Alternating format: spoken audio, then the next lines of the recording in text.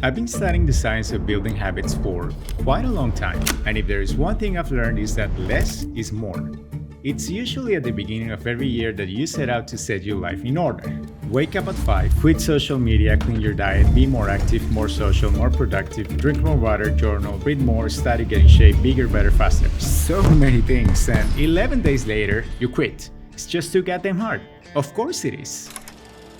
See, if there is something you should know about me is that I like to keep things as simple as I can because I am an idiot. I know for a fact the minute something gets complicated, I quit.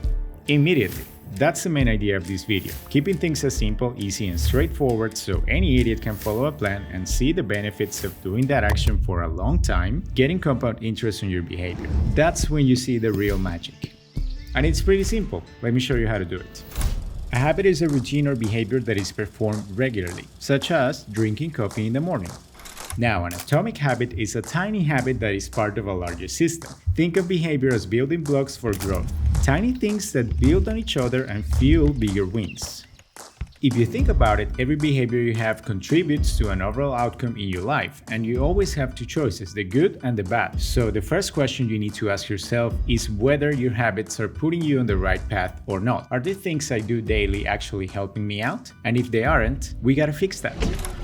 Whenever you face a new situation in life, usually a problem, your brain has to make a decision. How do I respond to this? Sometimes answers come to you out of nowhere. You're feeling stressed and anxious in the morning and you discover that going for a bike ride calms you down. Or say you're really tired and stressed after a long day at work and you discover that a movie on your couch also calms you down. So there's a situation, an action, and a feeling afterwards.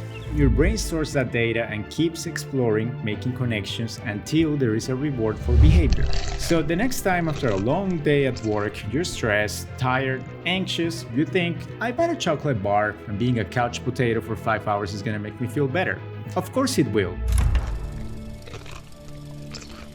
The good news is that you can teach your brain to choose the run instead of Netflix to feel relaxed after that long day at work. The key is the reward. The more you choose the healthy option and reward yourself after you do it, the more your brain is going to choose that action as the go-to habit to calm down when you're stressed. So now that we know the science of how habits work, we can use that to create the good ones. Say you want to lose weight. Make it easy for your brain.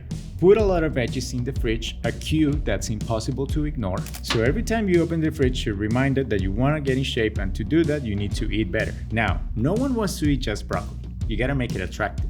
So I'm thinking broccoli, Parmigiano, Greek yogurt. All of a sudden, I'm intrigued. If you want to increase the odds of actually doing something, you gotta make it as attractive as you can. Say you want to work out more, you like running, you are single, join a running club and I promise you'll run every single day until you get married. Back to the broccoli. Is it difficult to make? Don't think so. 3 ingredients, put it in the oven for 15 minutes, maybe cook a piece of meat, and there you have it.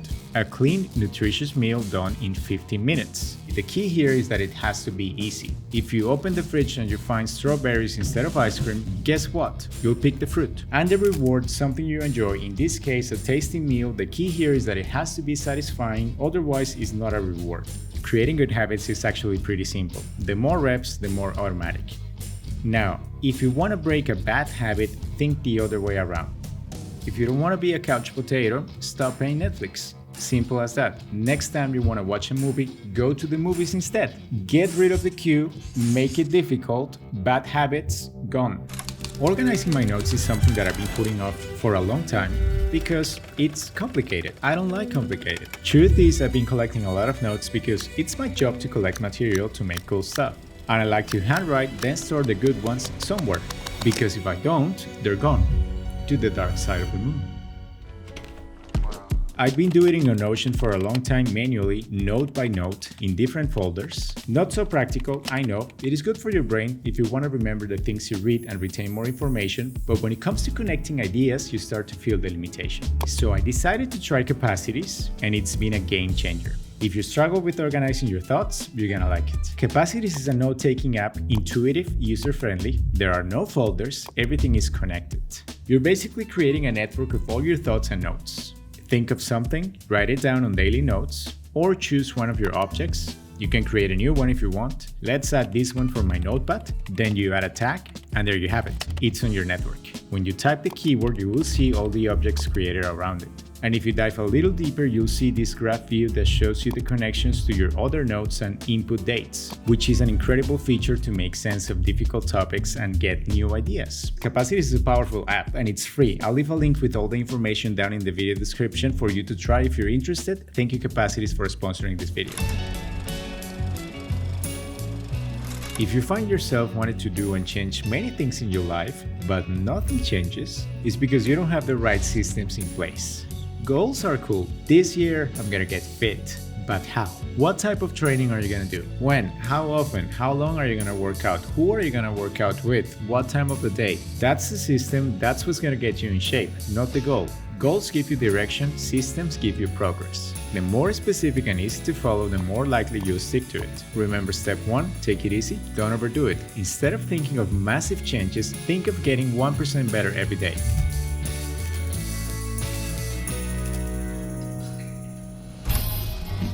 If you wake up early in the morning and go for a run, you are definitely going to eat a healthy breakfast, and you are more likely to have good food choices during the day, just because you did the right thing in the morning. So everything you do becomes the cue for your next behavior. When you're aware of this, you can start designing your days in a way that puts you on the right track. And if you are struggling with some habits, stack them with one of your favorite things to do at the same time. That's how you teach your brain to like doing hard things, and that's how you build momentum. If you're starting to feel sorry for me because my life sounds flat and boring, you prefer to go with the flow, you don't really like to plan your days, you only live once, let me tell you one thing: you suck. The reason you have to build strong routines and good habits is because you don't want to be at the mercy of your poor brain. The brain is powerful, but when it comes to working memory, it sucks. We can only do one thing at a time, only one. So if your brain has to think about how to respond to new behavior 24/7, when to wake up, what to wear, what to eat, when to work, should I go for a walk, groceries, email calls, what to eat again, want to go out, just saying that makes me tired. When your life is organized, your habits dialed in, your brain doesn't have to work as hard.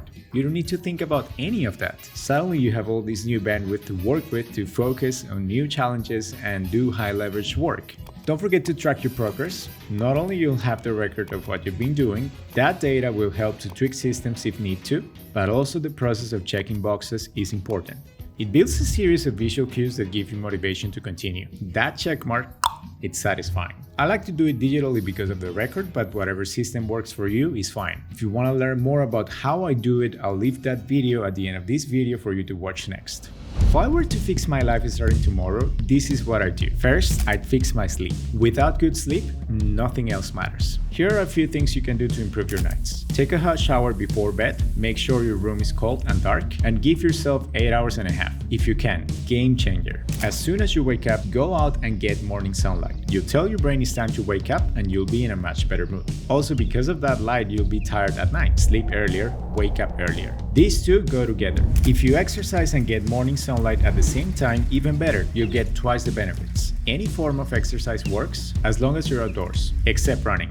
I'm kidding. By the time you get back home, you'll drink your first coffee of the day 90 minutes after waking at least. It'll be hard at first, but I promise it'll make a massive difference in the way you feel throughout the day. Suddenly no more midday crush, and that first coffee feels like you're doing something illegal. You get a lot of brain power. Before starting your workday, write what's on your mind. It'll free up a lot of space in your brain. Avoid the news and social media before work because they have such a strong pull on your emotions. If you want to tackle your days like a boss, just read the news after you finish your work.